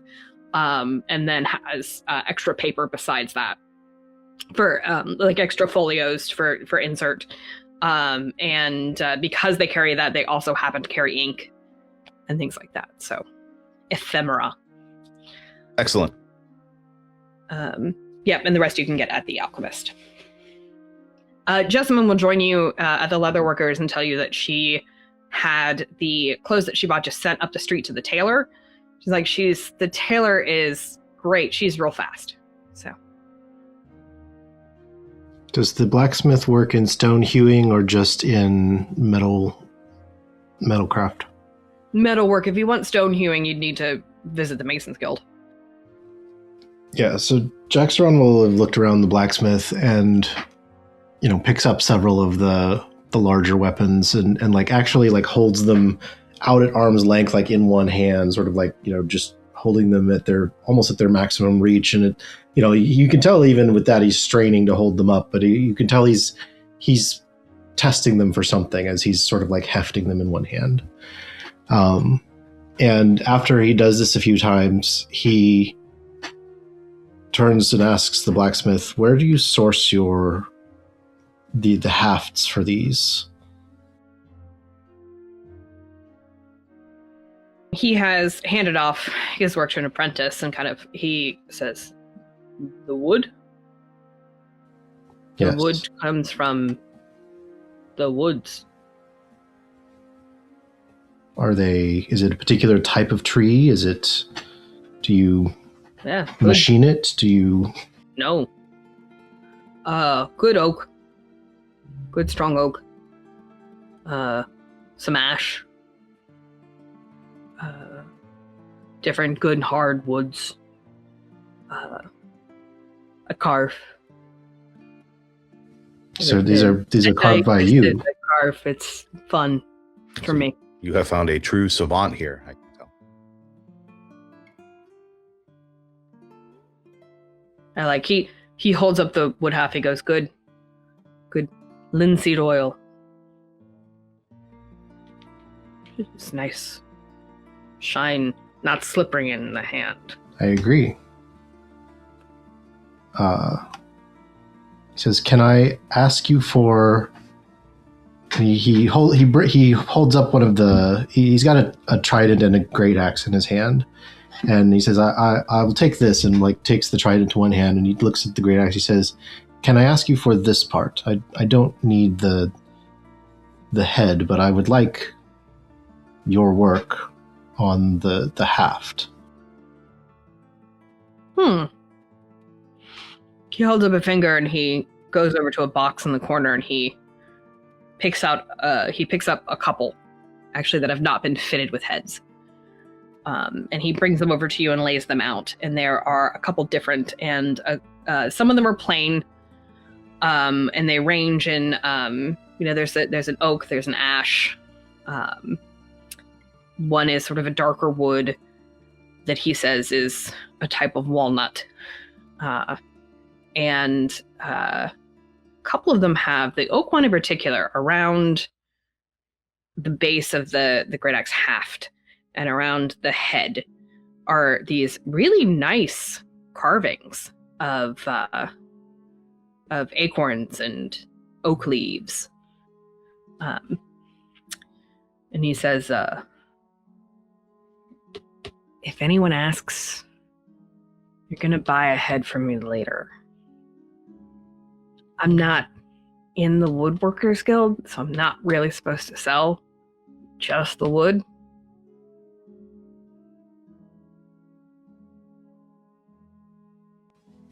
He nods like appreciatively and says, "I am simply one of your customers purchasing your wares, such as they are." Yeah, cool. Which one you want? Jaxiron would probably take the oak one. Looks it over again, sort of like holds it out, even without, like, clearly much easier to hold out without the weight of the head on it, but sort of like looks down at, like looking at the plane of it, and then says, "This is good. Thank you." I think this isn't a memory, but I think as you run your thumb over that carving of oak, that there's something about the oak in particular that speaks to you.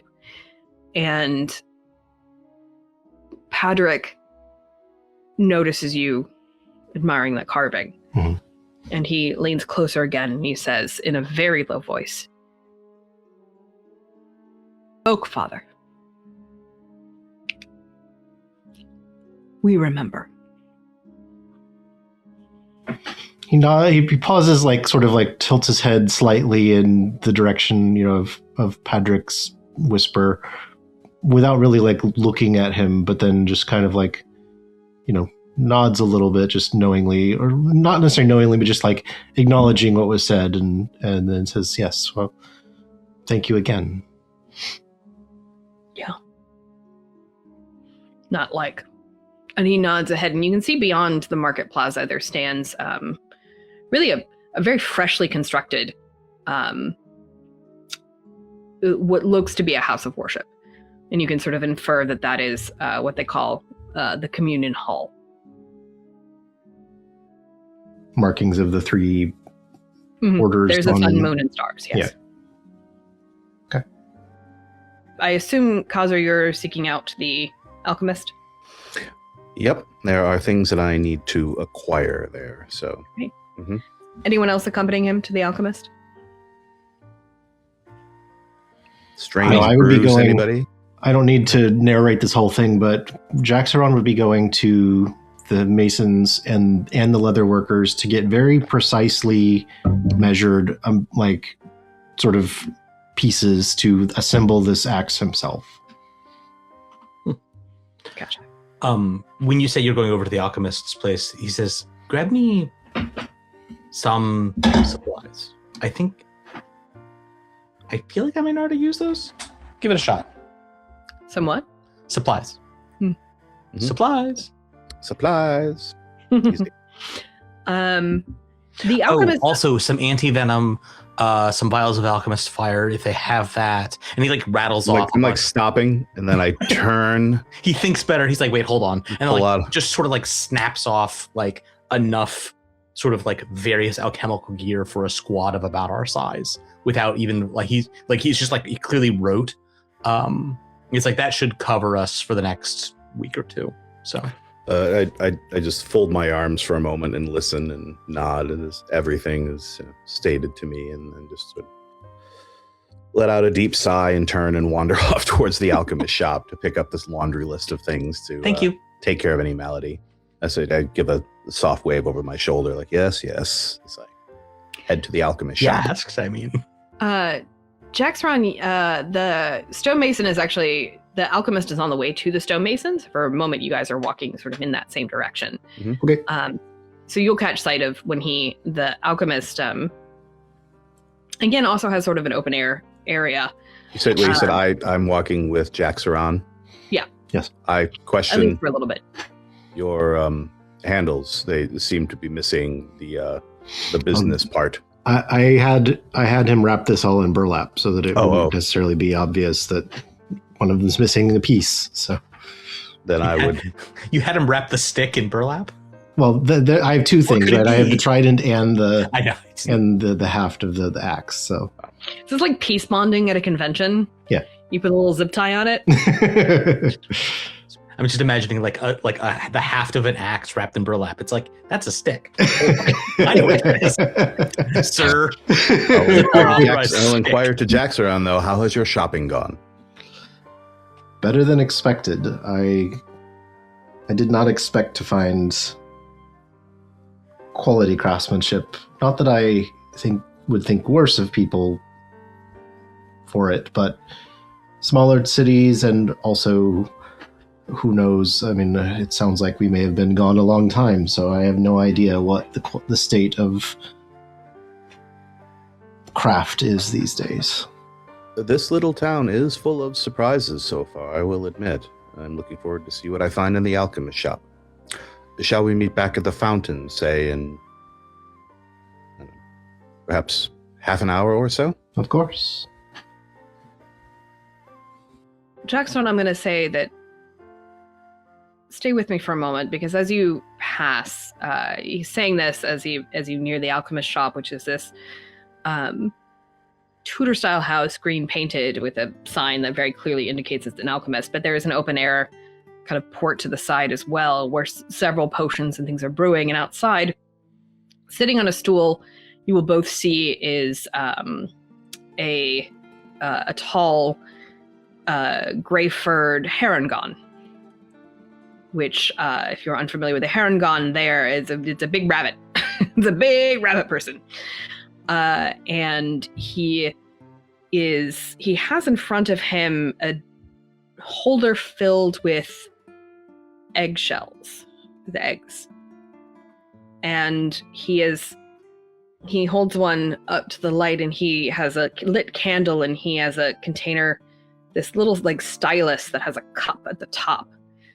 And he is holding it over the candle for a moment, and then you can see this tool is leaving thin lines of wax upon these eggs.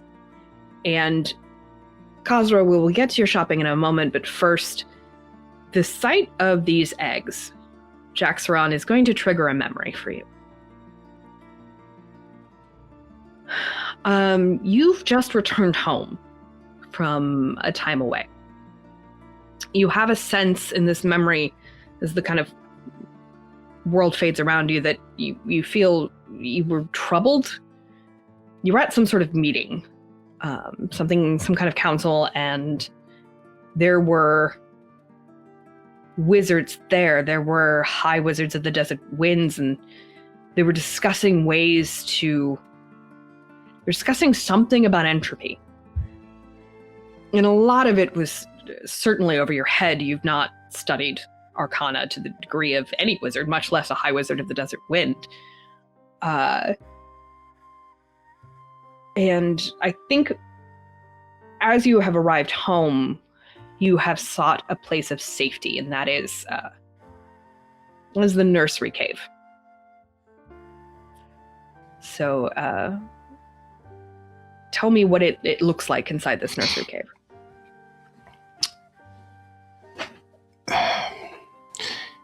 The first thing that anyone who comes in here, and this is one of the things that Jaxiron certainly likes about it, is that it is quiet.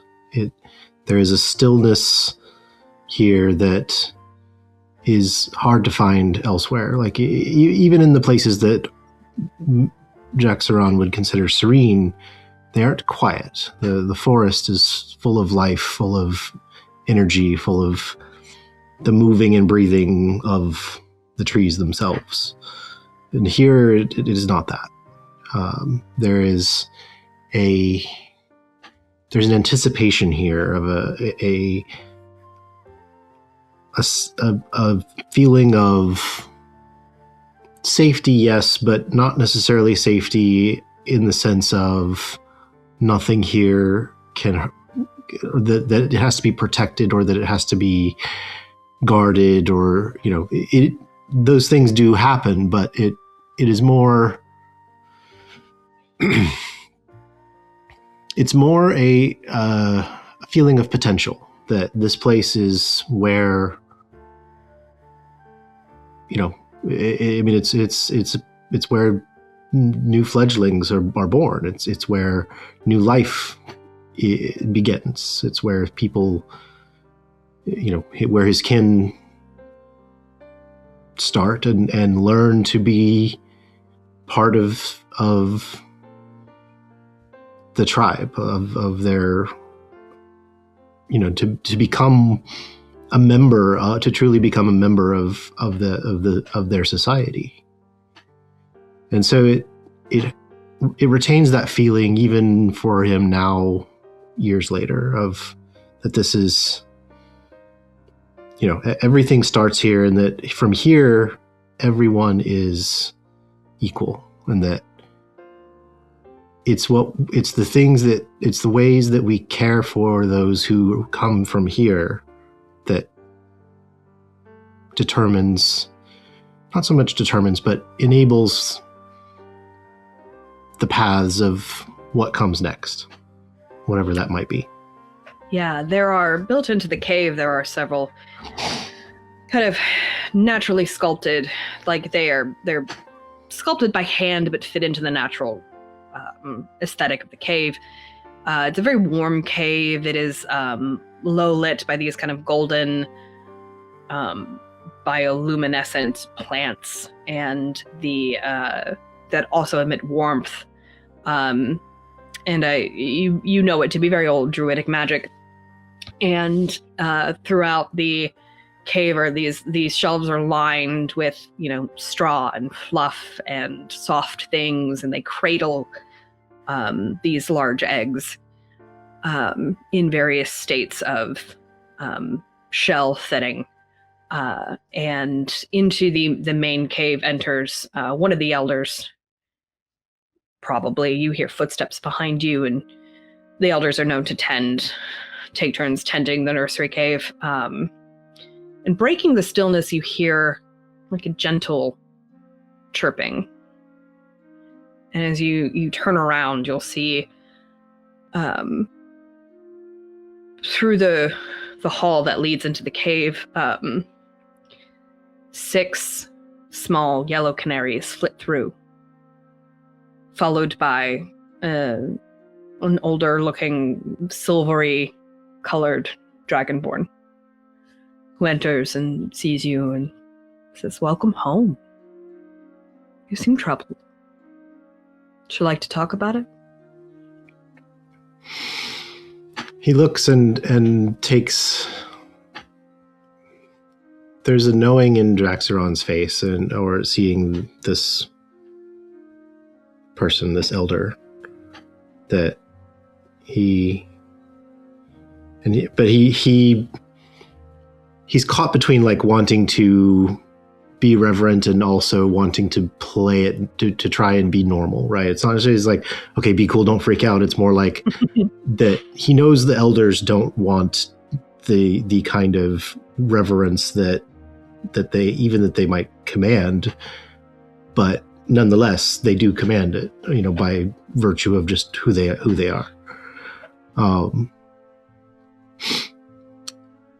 so he looks at the elder, looks him in the eye and looks around the chamber and says, I don't know. There are things happening that I don't understand, and that it's not so much that it troubles me. There are many things in the world that I have neither control nor ability to comprehend or change. But this feels different. It feels new. It feels like we should be able to do something about it.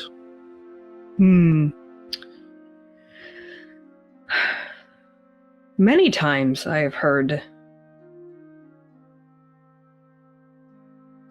things referred to as the natural versus the unnatural, or the natural versus order.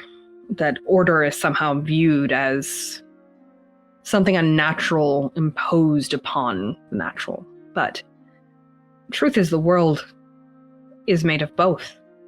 There is order, there is chaos, there is certainty, there is uncertainty. Magic is natural. Magic is never an unnatural force. It comes from life. Life is natural. Even the sort of half-life that those high wizards off in the desert maintain is itself a form of nature. Even though they are caught between worlds, it is never unnatural. The danger is in letting arrogance and thirst for knowledge override balance. And if they are incapable of maintaining that balance, then that is where conflict will arise. And that is, I think, the root of the troubles. There is no easy answer. There is only time and listening. And patience, and when it is called for, action. But come. We have a new hatching to witness. Motions you forward, and the memory will sort of fade. From there, and you're back in this marketplace in Ellis. Watching a possible high wizard of the desert winds saunter up to a rabbit painting an egg. Kazzra, you approach this shopkeep as presumably Jaxiron continues upon his path to the stonemason. The rabbit sort of looks up. The heron looks up and says, Piotr Kolek. Ah, well met, Kazzra. And I reach out and shake the hand of a creature that, since I have no idea what a heron gun is, I'm going to say that Kazzra has never seen one either, and is just interested in knowing more about the shopkeep. So. Yeah. I would like to peruse your wares, but first, what is it you are doing here? And I motion to the eggs. To Pisanki. Eggs. I paint, dip in potions, dyes, colors, meanings, enchantments. They last a long time. Fragile, expensive, but last a long time. What kind of enchantments? good health. He points to a couple that are drying. He says, good health, good marriage, very popular. Vigor also this time, very popular. Vigor mortis. Sorry, old joke. Never mind. Moving on. Yes, it's good luck. You can roll me Arcana if you want to determine what enchantments are on these eggs. It's basically they're just little boons to healing, to various things. This is healing, good luck, things like that. It's various little boons, or mechanically speaking, probably a like a reroll or advantage or something like that. But they are, again, very fragile. They're eggshells, and they are very, very expensive. Okay. Well, then I will put a pin in egg purchasing for the moment, and I will begin to present my laundry list of things that I acquire from the shopkeep. Mm-hmm. He pages through. Katrina! And a side door opens, and a younger Harangon in a similar coloring, and she's wearing a very kind of puffy blue dress with an apron tied over, comes out and she goes, Yes, father? He says, List, go, feel. She says, Oh, yes, of course, yes. Hi, you can come inside if you want. Dad likes to sit out here when he does his eggs. Right, pisanki. When he does his eggs. Come inside. Very well. All right. I wander into the shop and I take a look around. I'm keeping my eye open not only for alchemist tools of a good type. I need to acquire those, which I will do here. Looking also for potions and spell components, which they might have some of. So, yeah, they will have basically everything you need for spell components. They have some basic healing potions. It's a small stock, and they are not super expensive, but they're pricey. So you will have to check with Bronwyn before you buy any major potions. They do have an alchemist kits, healer's kits, like medicine kits. I forget what they're called. Medicine or healing kit or whatever. And various poultices and things that aid in healing. They do not have any alchemist fire. There's no offensive. Right. It's different. It's a different guild. So I will acquire the healing kit as well. I do have proficiency in medicine, so I'll acquire a healing kit as well. And I will definitely drop that. All of this will be, the bill will be passed on to Bronwyn. Bronwyn? Yes, I point out the window at Bronwyn. I assume I can still see her. Oh, Captain Glenbowen. Yes. Okay. Right. Fine shop you have here. Thank you. We don't have a lot of pre-made stuff because you had asked about alchemist fire. It was on the list.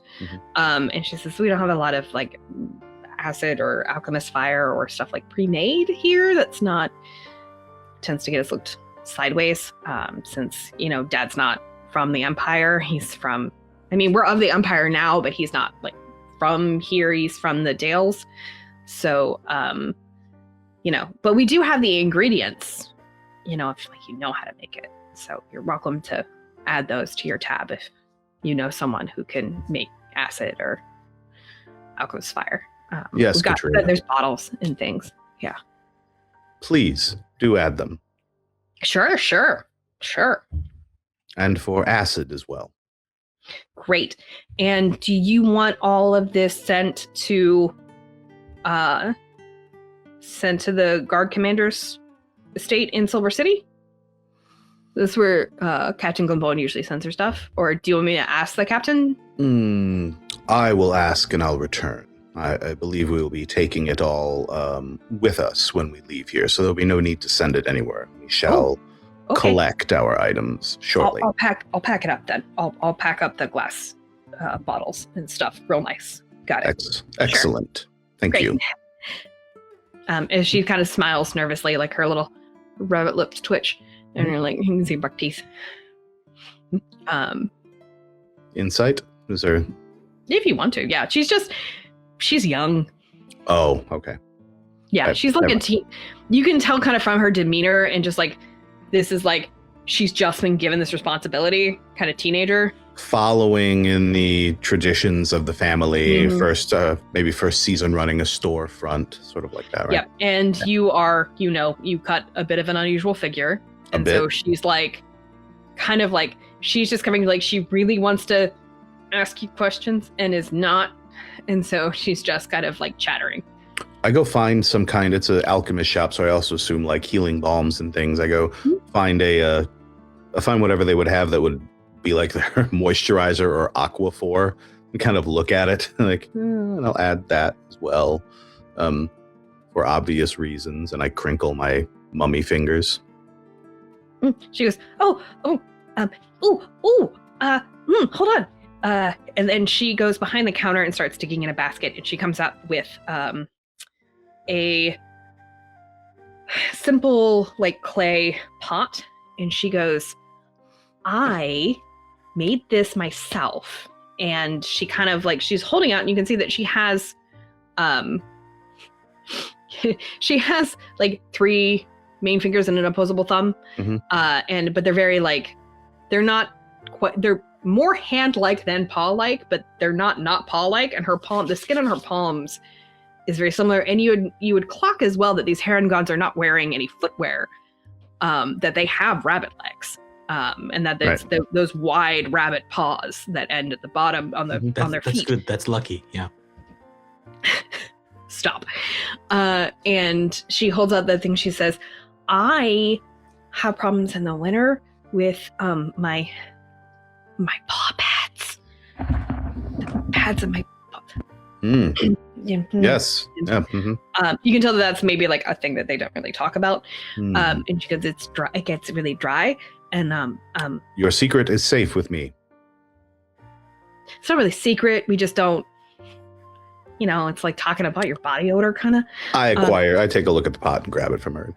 Yeah, it's a really nice salve. It is scented with very gentle floral scent, like chamomile, kind of. Very calming. But it's very nicely made with very nice oils and stuff like that very soften. And say no more. Kazzra is very self-conscious about the way that he smells at all times. So he's like, yes, add this. Great. Well, I make it myself, so I'm just going to give you that. And I'll write down, when you come back to pick up your stuff, I'll write down the recipe for you, if you like it. Well, thank you so much. That would be wonderful. You're welcome. Welcome. You should write back here and let me know if it works. I want to know if it works for, just, let me know how you like it. That's all. She's about to say, I want to know how it works on mummies. She's like, just let me know. I give a direct and soft nod. I'll return shortly for the package. Great. You largely wrap up your shopping by lunchtime. You're invited to return to Lord Keeper's estate for lunch. You'll eat in the same room. The access to the gardens, you have like the rest of the day is yours. You can stay and explore the garden or talk to any of the guildsmen, chat with people, things of that nature. You can also visit other places within the city. Does anybody visit the communion hall? They do. Bronwyn says it was just built. It's a pretty building. I don't know if any of you would have any interest. Not, there are the gardens. And probably right about sunset, we'll meet back. We'll meet back at the main plaza by the fountain before we head out to the Goblin Market. Yeah? The communion hall's come up a number of times, and if Bronwyn's going to mention it, then I'll at least walk to the building and take a look inside. Yeah, go check it out. Go check it out. Shall we, Will? This afternoon. Yeah, let's commune. World Shapers. Now there's a title I feel is worthy of my ambitions. Not jumping to conclusions, but if I am indeed a desert wind wizard or molder of the very globe or whatever, then I say the future looks bright indeed. I wonder if the Fae in this night market thing could offer any insight. Let's find out next time, when we decide to stir things up at our local temple and enter the Fae realm for some magical hijinks on the next Broken World. Also, I do enjoy seeing my fan numbers rise from week to week, so please like, subscribe, share, and comment. And if you want more content faster, consider our Patreon. Links listed below. And see you next time.